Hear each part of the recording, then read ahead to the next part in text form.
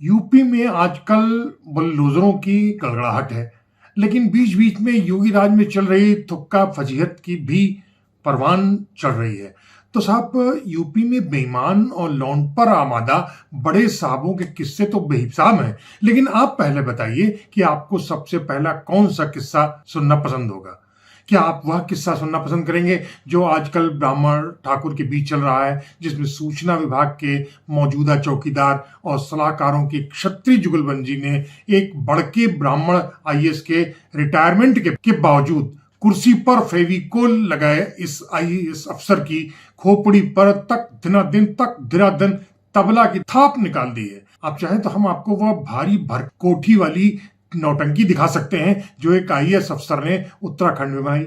लेकिन ताजा खबर यह है कि उस कोठी से करोड़ों रुपए की अभूत चोरी हो गई है।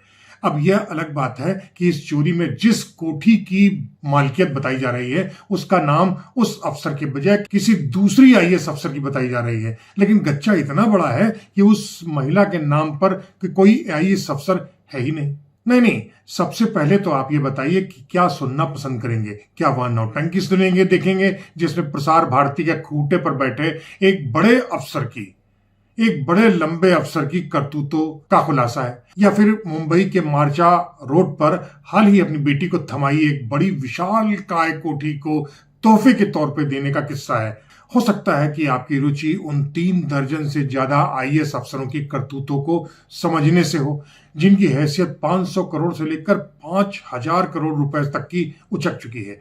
अगर आप उस अफसर की करतूत सुनना और देखना चाहते हैं जिसने बिजली विभाग के 1200 करोड़ के भुगतान की वाइफ बाकायदा गायब कर दिया, या फिर उस अफसर का किस्सा सुनना पसंद करेंगे जिसे उस अफसर ने उस फाइल का नंबर नोट कर लिया था? हमारे सारे विश्वस्त सूत्र खुद ही बिल्कुल चक्कर घिन्नी हो गए हैं। यानी जो है वह है नहीं और जो नहीं है वो साफ दिख रहा है, बिल्कुल मिस्टर इंडिया की तरह। सूत्रों कहना है कि इस हालत में साफ जाहिर है कि यह बेनामी संपत्ति का लफड़ा है जिसे इन अफसरों ने जुटाया ताकि वक्त बेवक्त उसका मजा ले सकें और कई पुश्तों में अगर कभी कोई किसी को दिक्कत हो तो उसका आर्थिक समाधान इन बेनामी संपत्ति निपटाया जा सके। एक बड़े पत्रकार का तो यहां तक कहना है कि यूपी के 3 दर्जन से ज्यादा आईएएस अफसरों की माली हैसियत कम से कम 500 करोड़ से लेकर 5000 करोड़ रुपए तक हो सकती है। ताजा पड़े एक छापे में नोएडा के अध्यक्ष रहे मोहिंदर सिंह के पास तो 5.25 करोड़ रुपए का एक हीरा बरामद हुआ था, और इतना ही नहीं, ऐसे 36 से ज्यादा हीरों की मालिकियत मोहिंदर सिंह, उनकी पत्नी और उनकी बेटी और उसके बेटे के नाम पर है। उनके सर्टिफिकेट भी बरामद हुए हैं इन छापों में। लेकिन छापा मारने वाले अफसर तो तब गच्चा खा गए जब उन्हें हीरों के सर्टिफिकेट तो मिल गए, लेकिन सारे हीरे नदारत थे। पता चला कि मोहिंदर सिंह की पत्नी इन हीरों को लेकर अमेरिका जा चुकी हैं। एक अफसर हैं जिनका उपनाम पड़ गया था मेकअप गर्ल। उनके पुरानी पति हैं अभय, जब बुलंदशहर में डीएम हुआ करते थे, उनके सरकारी मकान पर इनकम टैक्स के अफसरों की टीम ने छापा मार दिया। खबर है कि उस छापे में 49 लाख रुपए की बरामदगी हुई, लेकिन चर्चाएं तो ऐसी हुई कि इस छापे में 3.5 करोड़ से ज्यादा की रकम बरामद हुई थी। इस चर्चा को मजबूती तब मिली जब बरामद कैश को गिनने के लिए स्थानीय बैंक से 3 काउंटिंग मशीनें मंगवाई गई थी। मतलब जिलाधिकारी का घर न हुआ, स्टेट बैंक का चेस्ट या करेंसी रूम बन गया। उसी शहर की डीएम रह चुकी हैं बी चंद्रकला, जिन पर ईंट का जवाब ईंट मारकर डीएम को मिलने वाली कमीशन की रकम को 3 से 6% तक उचकाने का श्रेय है। वैसे भी चंद्रकला पर खनन के भारी कमीशन उगाने का आरोप कई जिलों में लगा था। श्रीकला भी खासी चर्चित थी। उन पर आरोप था कि वे बाराबंकी और सुल्तानपुर के लेखपालों तक के सीधे संपर्क में रहती हैं। लेकिन लखनऊ के मंडलायुक्त ने तो आईएएस अफसरों की सरकारी नाक ही कटवा डाली। नाम था रंजन कुमार। उन पर खैर कई आरोप लग चुके हैं, लेकिन सबसे बड़ा आरोप तब हुआ जब उन्होंने एनडीए खजाने से अपने सरकारी मकान का विस्तार करने के लिए 1.25 करोड़ रुपए का बजट उगाने की कोशिश की। आपको बता दें कि लखनऊ का मंडलायुक्त एनडीए का अध्यक्ष होता है, लेकिन रंजन जिस मकान में विस्तार करना चाहते थे राज्य संपत्ति विभाग की कॉलोनी का था, जिसमें उस पर काम कराना चाहते थे रंजन जी।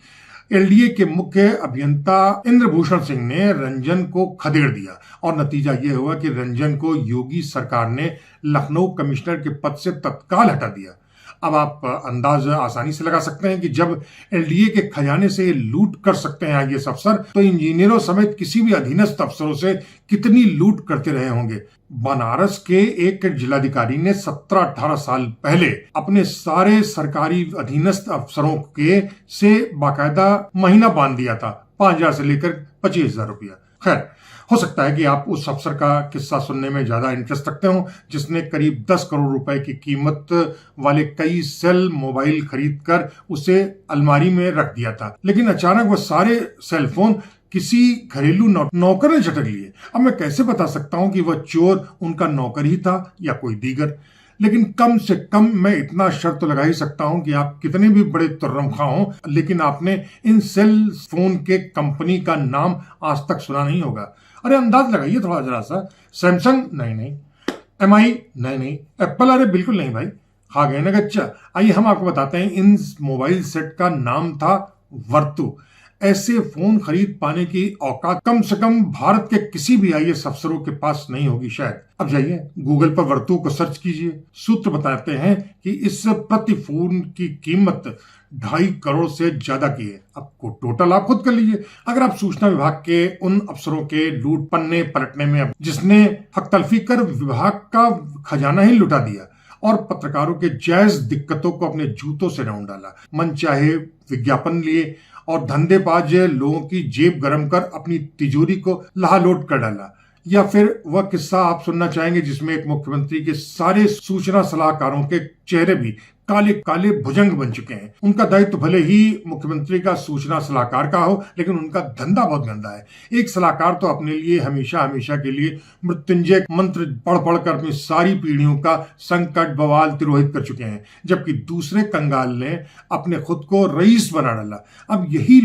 लोक भवन में योगी सरकार के साइज बने हिनहिनाते हुए अपने दफ्तरों में ही अपनी सारी पुश्तों और औलादों का भविष्य संवारने में मलाई चाट रहे हैं। पत्रकारों के बारे में इन अफसरों की चिंता तनिक भर भी नहीं है। यह सब जनसंपर्क विभाग के बजट से बाकायदा मालपुआ हड़प रहे हैं और पत्रकारों को ठेंगा दिखा रहे हैं। हाँ, एक और पुराने सलाहकार थे जो टिड्डा के तौर पर मशहूर थे। टिड्डा यानी उड़ता पतंगा। उन्होंने काम धाम तो धीरा भर नहीं लिया, लेकिन नौटंकी बेहिसाब की। आजकल देवरिया से विधायक हो गए हैं। वही देवरिया जहां से विधायकों ने सारे विभाग के निर्माण कार्यों से 3 की बजाय सीधे 6% रकम कमीशन के तौर पर उगाने के लिए सिंडिकेट बना कर लिया था। एक अफसर थे आजमगढ़ में, जिलाधिकारी थे, बहुत पैसा कमाया। फिजिकली दिक्कत थी या मेंटल या अपनी कोई अदा ही उनकी खास थी कि किसी महिला से बात करते समय अर्दम लेने के बजाय वे सीधे अपनी एक आह दबा दिया करते थे, बल्कि कई बार करते थे वो डीएम साहब। कोई बात सुन रहे हो या फिर बात कोई कह रहे हो, टिप से अपनी एक आंख दबा लेते थे। हैरत की बात है कि यह हरकत वे अपनी वरिष्ठ महिला अधिकारी के साथ बात करते हुए नहीं करते थे, बल्कि अपनी अधीनस्थ या दफ्तरी किसी अन्य सुंदर महिला के साथ अनिवार्य रूप से किया करते थे। लेकिन इतनी सतर्कता जरूर रखते थे कि ऐसी सुंदर महिला के साथ बात करते समय अपने दफ्तर में किसी दूसरे व्यक्ति को आने की इजाजत नहीं देते थे। एक दिन उन्होंने आजमगढ़ के नाम पर एक उत्सव यानी मेला मनाने के लिए बंबई के कलाकारों को आमंत्रित करने के लिए बुलाया, लेकिन तायद भी की थी कि उस पार्टी में बहुत खूबसूरत महिलाएं जरूर आनी चाहिए। बताते हैं कि मेला की तैयारी के लिए उस टीम की एक सुंदर महिला आई तो एक कान में टुन्ना वाला संगीत टाइप करते हुए हरकत करने लगे डीएम साहब। कुछ देर बाद यह टनाटन चलती रही, लेकिन जब डीएम साहब को ज्यादा कूदने लगे तो उस महिला ने उनके चेहरे पर एक जोरदार तमाचा रसीद कर दिया। अरे सरकारी बंगले वाले कैंप ऑफिस के भीतर ही यार। इतना ही नहीं, जब तक वह जिलाधिकारी साहब फर्श पे गिरा अपना चश्मा खोज पाते, बंबई की उस सुंदर महिला ने अपने हाई हील की सैंडल को उतारा और उन डीएम साहब की आरती उतार दी। आजमगढ़ में तैनात रह चुके एक बड़े पुलिस अफसर ने बताया कि चोट इतनी गहरी थी डीएम साहब के वो चेहरे पर कि 2 हफ्तों तक ये कलेक्टर साहब अपनी बाईं आंख और बाएं गाल पर रुमाल रखकर ही लोगों से बातचीत करते रहे। वजह, अरे गहरी चोट थी डीएम साहब की आंख और उनके गाल पर यार। यह खबर अखबारों में तो रोक ली गई, लेकिन सरकारी अखबारों में खूब उछली। आप अंदाज लगा सकते हैं उनका कि जौनपुर में चल रही चर्चाओं के मुताबिक इन डीएम साहब ने जौनपुर में अपने एक रिश्तेदार के नाम पर बेशुमार अनामी रकम से एक बड़ा होटल बनाया है। इतना ही नहीं, एक कटहे और लतीहर डीएम साहब भी तो ऐसे हैं जिनकी करतूतों के चलते जौनपुर और आगरा में भी उनकी खासी छीछा लेदर हो चुकी है। आगरा में तो उनके एक अधीनस्थ अधिकारी ने भरी मीटिंग में उनको जूतों से उनकी पिटाई कर दी, बाकायदा फेंक करके। वजह यह कि अपने दीगर व्यवहार के अलावा अपने निचले अफसरों को कुत्ते की तरह व्यवहार करते थे। बहराइच के एक डीएम साहब ने अपने बंगले में तैनात 5 होम गार्ड के जवानों को लाठियों से पीटा तो पूरे बहराइच के कर्मचारियों ने उनको ललवा लिया, माफी मांगकर बहराइच से भाग निकले। अब आपको बता दें कि 49 लाख रुपए बुलंदशहर में जिन सज्जन का पैसा बरामद हुआ सरकारी बंगले से, वो यही बहराइच के डीएम साहब थे। योगी ने अपने आसपास जितना भी मजबूत किलानुमा सुरक्षा प्राचीर बनाई है, उनकी अधिकांश प्रमुख ईंटें अब योगी पर ही हमला करने वालों को सुलभ प्रवेश देने के लिए सारे दरवाजे खोल चुके हैं। ये ईंटें तो चुपचाप गेम खेल रही हैं, लेकिन घुसपैठियों ने योगी राज को